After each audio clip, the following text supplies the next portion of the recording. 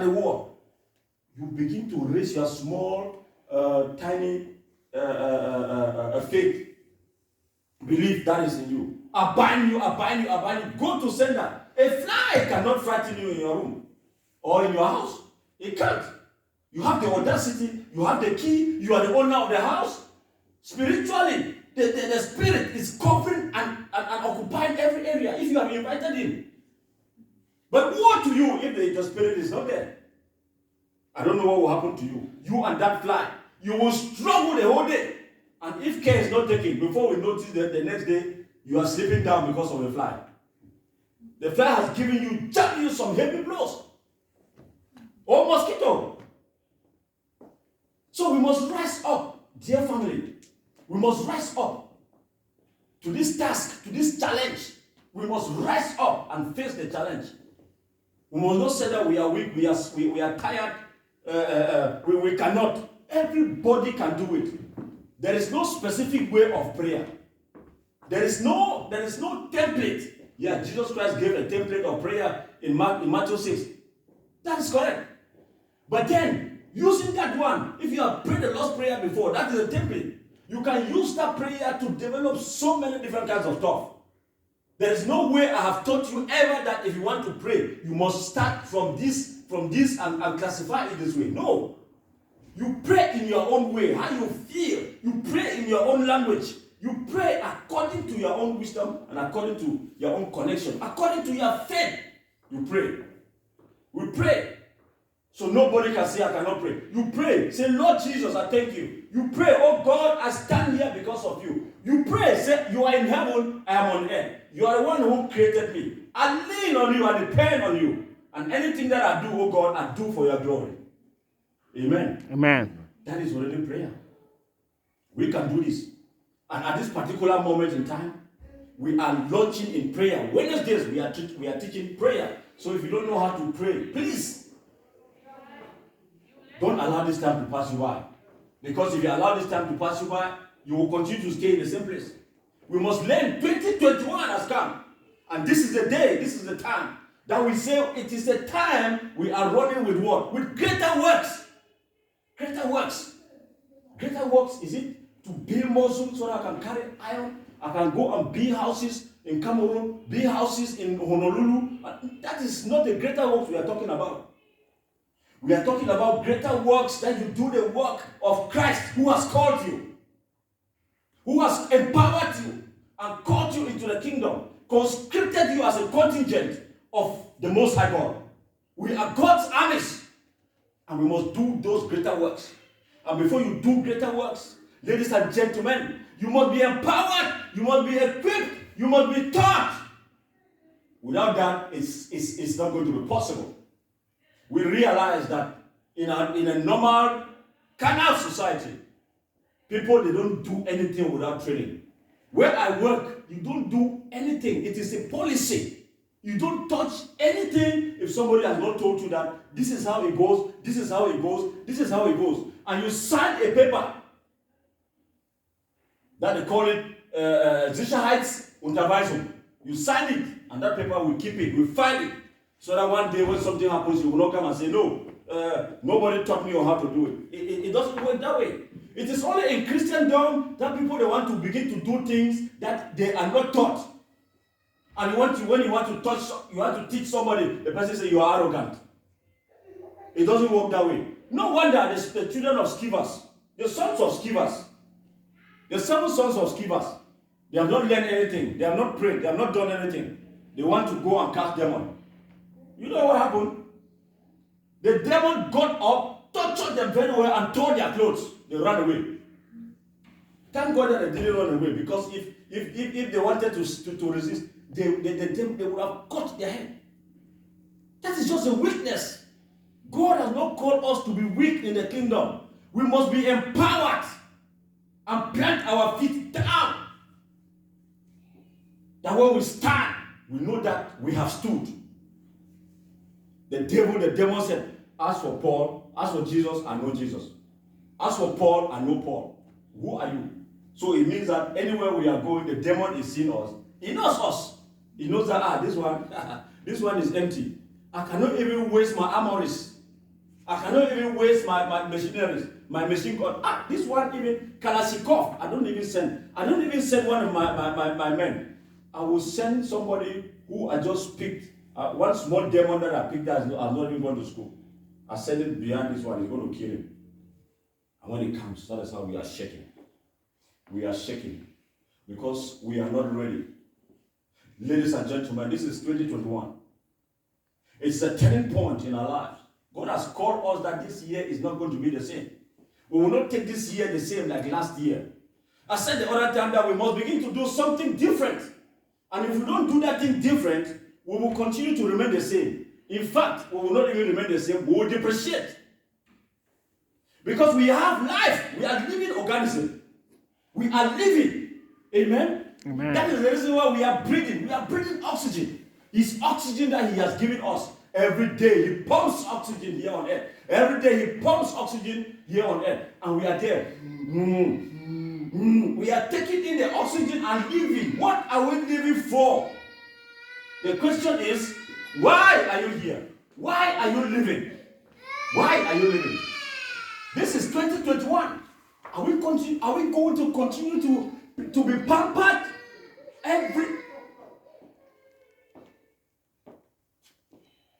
No. I think this is the time that we need to change. There are many testimonies that have come and prophecies that have come out as a result of this year. Now, Corona is there. Corona was there last year. Corona has transferred, and it's transferred also to 2021. But ladies and gentlemen, we are living in the times that are hard. Lots of calamities. It's not only Corona, but lots of calamities. Some other things are also involved in it. But you who is in the house, you who is under the covering, that Jesus Christ said that I am your buckler and I am your shield. I will cover you.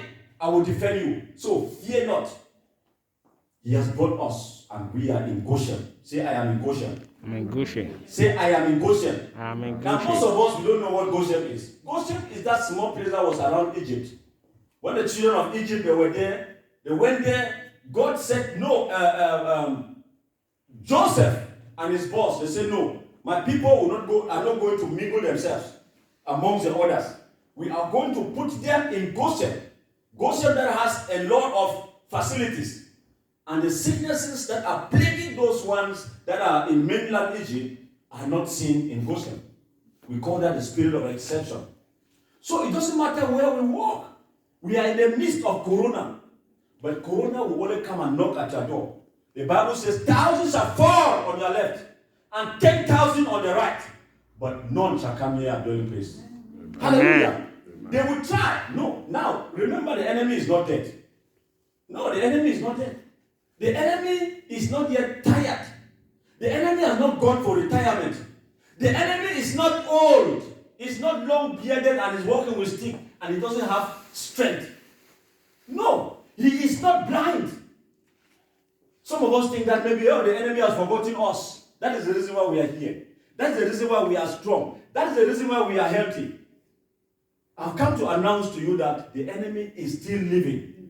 The only reason why we are existing and we are still here is not because we are very righteous. It's not because we are rich. It's not because we are powerful. It's because of the grace of God. In fact, there are people who are better than us. They are under 6 feet. Corona has struck them. Some other things have struck them. Other things, sometimes poverty. People that don't have things to eat. They die. And we are here, enjoying this life that the Lord has given to us. Dear family, this is a time that we must begin to say, oh yes, Lord, I repent. I repent of all the things that I have done. I repent of cursing you. I repent of cursing your own servants that you sent. I repent of dragging my legs. I repent of the things that you gave to me, and you ask little, I cannot bring to you. I hold it back. Like that small child that you give something, and you say, please give me small. The child says no. As if the thing was not yours before. We must begin to think twice. We must begin to think twice. This is a time of greater works. We must do greater works. Because He, Jesus Christ, has gone to the Father. Hallelujah. Praise God. So the truth here is that if we don't submit and give ourselves, there is no way we can be invested upon. We are here so that you may be there. We are here so that you must leave this level and get to the next level. But we cannot do much without your own consent. And we can't do much if you say no. It will not be possible.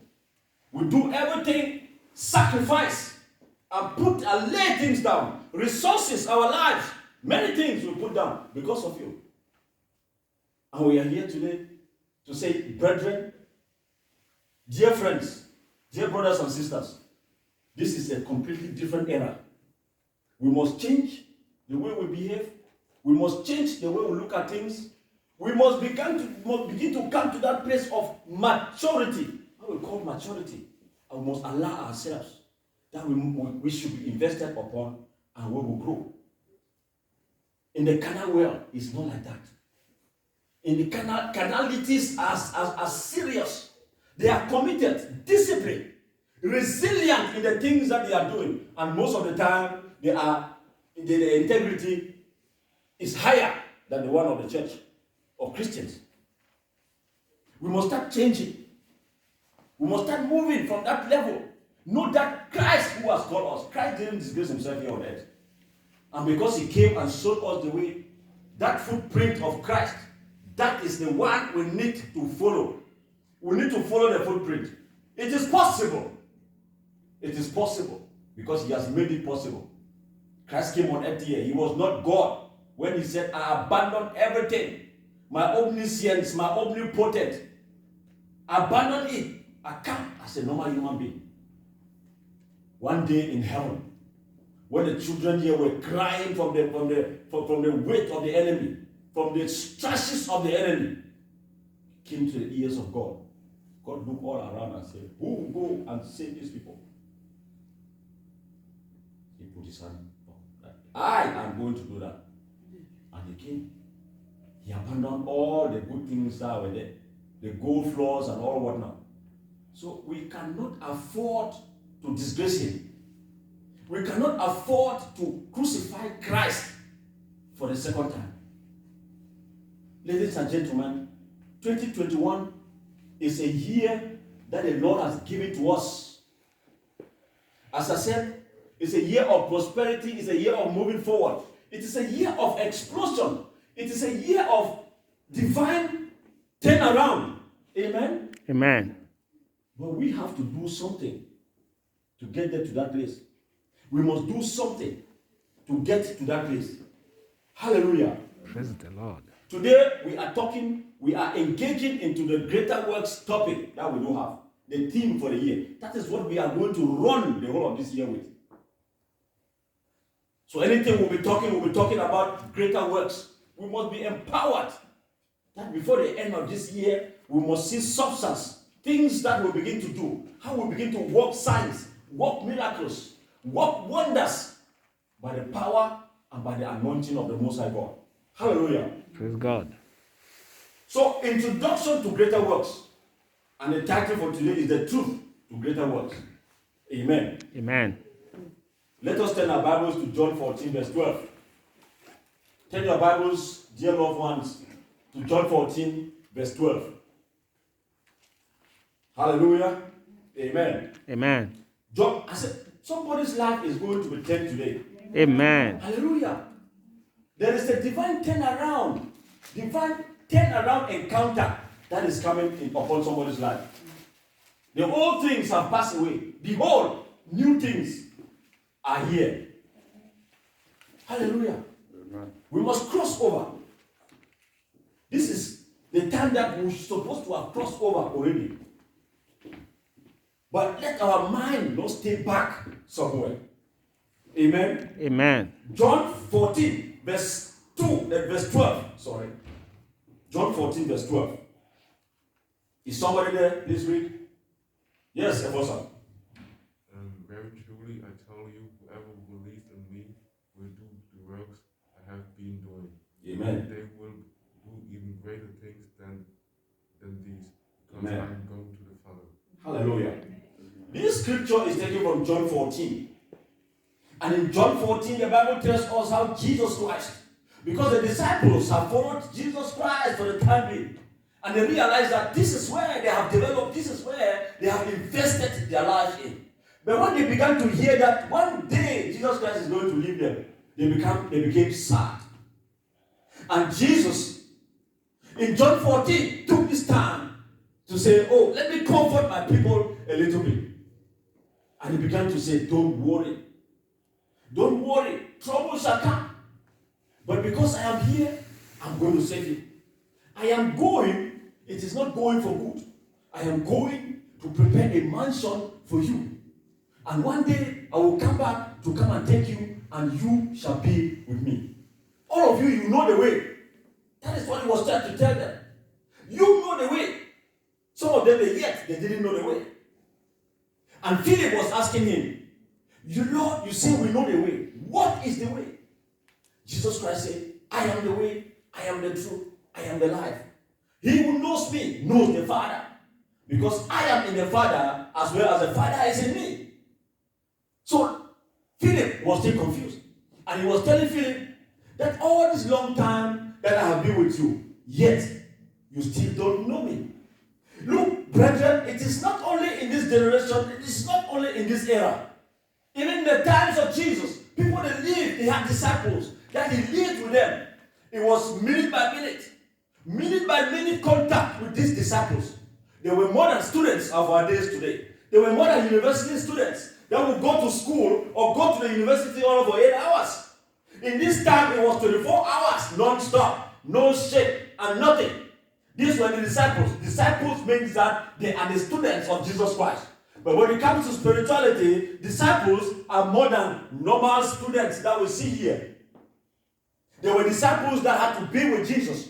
Because Jesus needs to transfer everything that is inside him into these people. He needs to take everything. Every step that he took, he made sure that they also took these steps so that they will know exactly who Jesus Christ is. So that they will know how to walk when he is not here. And so these disciples, they took time. They were following Jesus. But here in this scripture, he's telling us that some of them, they still didn't understand who this man was. You know, disciples of Jesus Christ, some of them were following him, and yet all these miracles that Jesus Christ was doing, some yet still didn't believe. They still didn't believe. The questions, you know, there were a lot of questions ringing in their head. They have lived a long time with the Sadducees. They have lived a long time with the Pharisees. And they have lived a long time with the teachers of the law. So when Jesus came with his own principles and with his own testimonies, they were like, who is this? We are following him, but we are following him blindly. We know that he multiplied bread. He multiplied fish. He walked on water. He opened the eyes of the blind. But is it true? So he was asking the disciples, this long time that you have stayed with me, yet you still don't know me. Many of us are here, we come to church. We come and sit on pews and we walk up the pews. And when we leave this place, we leave empty without anything. And some will say, oh, the devil has stolen the word that I got. Oh, yes. The devil stole the word because you allowed the devil to steal. The devil comes not. It doesn't come only to do what? To steal you, to kill you, and to destroy you. That is why it comes. But if you are strong in the spirit, and you are not afraid of the enemy, family, you will not be touched. Because the Bible says that God says, touch not my anointed, and do my prophet no harm. It means what he means. The devil was able to touch Job because God allowed it. You now know the story. In those days, Job himself didn't know the story. There were spiritual things that were happening in the atmosphere. Job didn't know that God was having a kind of conversation with the devil. And when they finished the conversation and made a decision, God said, go. And Job was ignorant, innocent. But family, when we come to church, may we not sit as if we don't know anything that is happening. May we not sit as if we don't recognize Jesus Christ, who is the author and the finisher of our faith. May we not sit passively and leave this place. Even worse, that we came in. The Bible says that when we go inside the presence of God, we will never remain the same. Oh yes, the power of God, the presence of God, and the anointing, the word of God is powerful. It's able to transform the lives of a thief. It's able to transform the life of a killer. It's able to transform the life of an abortionist. What else can you name that the word of God is not able to transform? The word of God is powerful. It is powerful. Say it's powerful. It is powerful. It's powerful. So when we come into the presence of God, let us give ourselves. If you don't give yourself, the word of God is not going to give itself to you.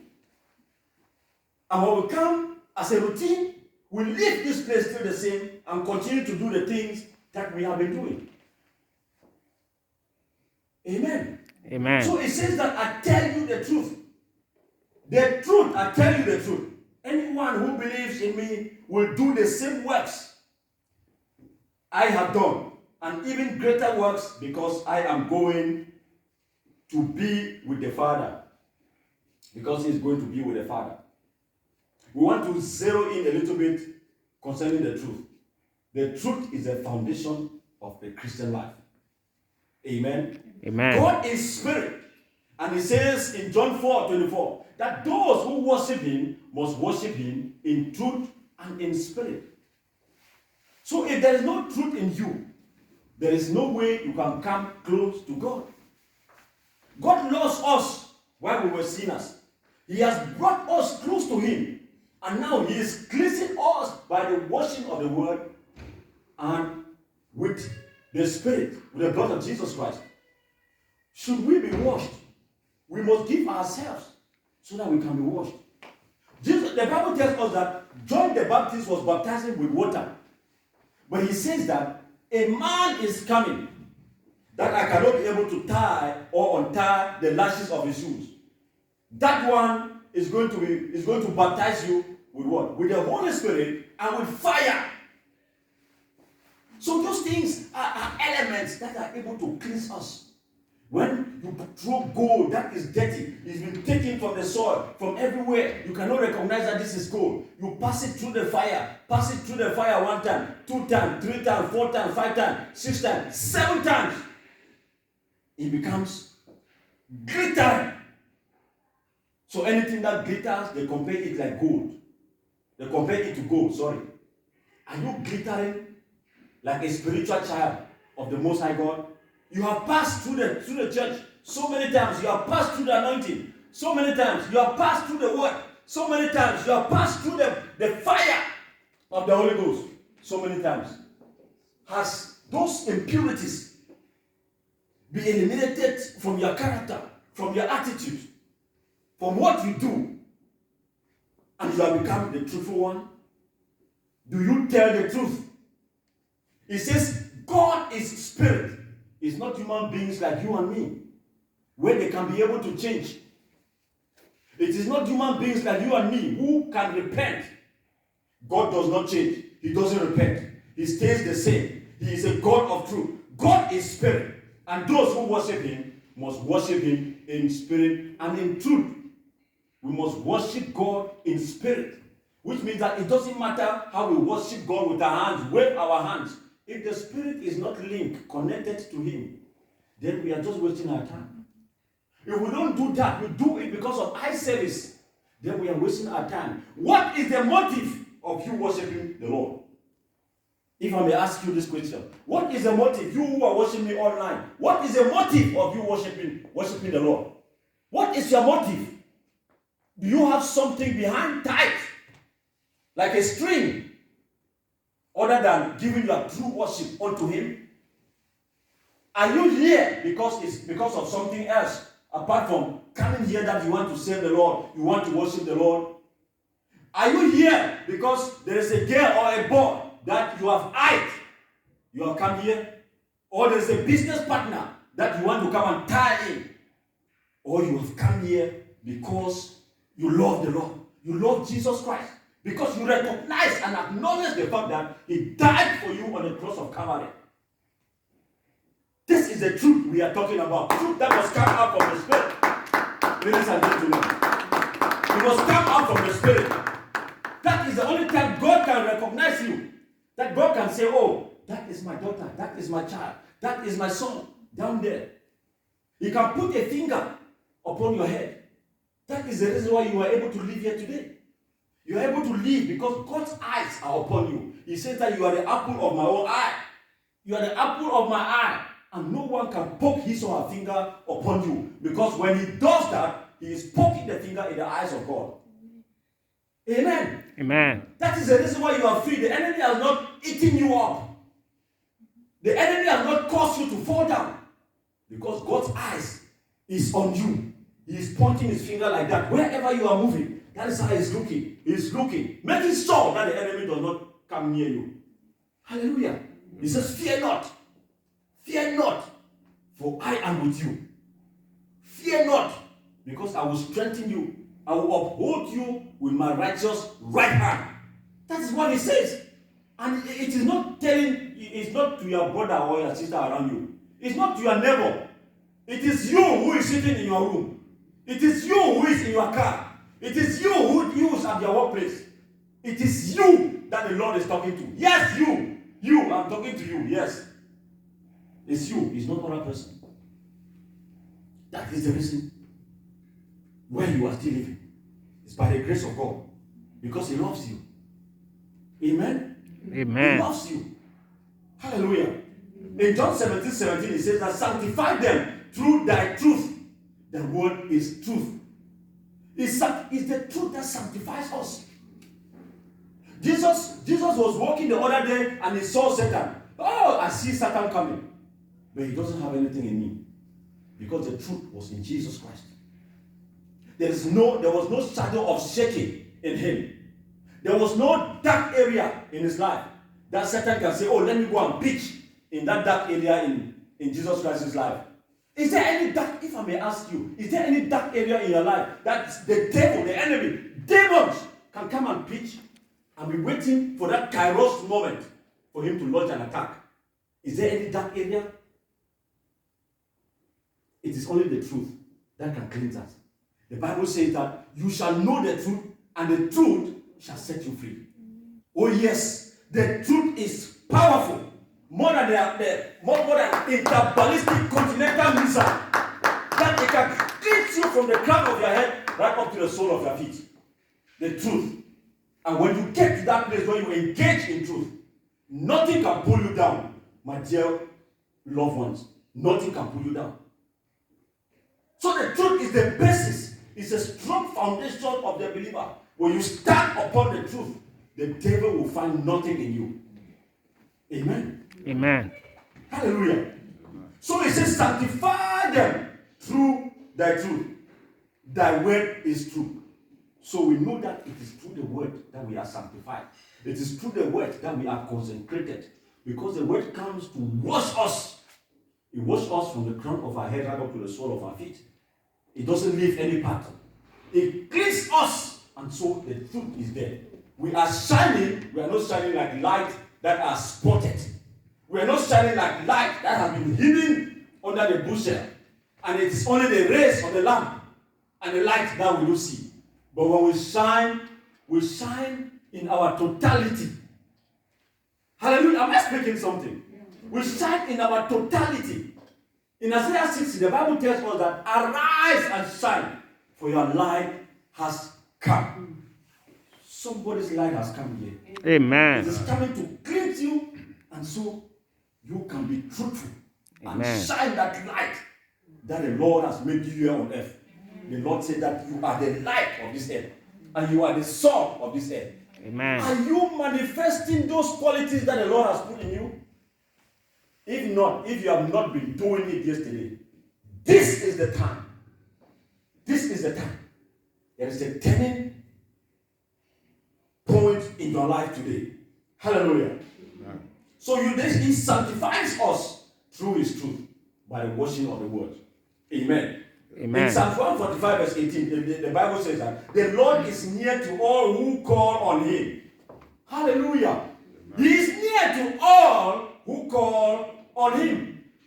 When we call upon the Lord, he says that in times of trouble and in times of danger, we raise our voices and we call upon the Most High God. Sometimes people call upon the Most High God like unwillingly. It's just an act. When something happens, Jesus, without meaning what actually it is, who actually Jesus is. But I like it when the Bible tells us that to all who call on him in truth. Hey, he says, you call upon him. He is near to all who call upon him. And then he qualifies the statement. Because when he says that he is near to all who call upon him, all those ones that are going around doing nonsense kind of stuff, entering and touching unclean things, unadulterated things, when they call upon the Lord, they think that God has sent them. And they continue in that spirit and in those kind of stuff. No! God does not hear you. Because he says here that to all who call on him in truth. It is in truth that you call the Lord and the Lord will answer you. It is in truth that when you call upon the Lord will come to your rescue. Amen. Amen. Because you cannot call upon the Lord in lies. Oh, may we stand upon the truth of the Most High God. May we stand upon the truth of the Most High God. Amen. When we say yes, it means yes. May we not confuse ourselves, loved ones of CFC, Christ Family Chapel in Kaiserslautern, Germany. May we not confuse ourselves. May we not be lukewarm, standing upon the fence. This is the time. This is the year that we must jump. Amen? Amen. We must not always stand on the fence and be looking, confused. The Bible tells us that if you are lukewarm, I'm going to vomit you out. He says that he will vomit you out of his mouth. And when the Lord vomits you out, then you're already a waste product. It's a waste product. If we know the truth, may the truth set you free. May the truth set you free. Amen. Every one of you here, may the truth set you free. Amen. Hallelujah. Sanctify yourself with the truth. And speak the truth all the time. It is not only to God. When God says sanctify yourself and speak the truth, it is for your own benefit. It's not for him. Whether you die, whether you speak the truth, whether you don't speak the truth, if you continue to be in lies and do all kinds of stuff, I tell you, it is not going to change him. He was God even before you were born. And he will remain God today, tomorrow, and forever. Amen. If you like, you say, no, God, what I've been believing you for, you have not given me. I'm not coming. Don't come. It doesn't change. It's still God. In fact, when we come to God, it is us who benefit. It's not God who benefits from you. It is not your praises that makes God God. It's not your coming to church that makes God God. It's not giving your offering or your tithes that makes God God. It's not loving others even that makes God God. What kind of sacrifice do you give that will make God God? Oh, he is the Alpha and the Omega. It means that he is the beginning and the end. He has been there. He's already there. And he will continue to be there.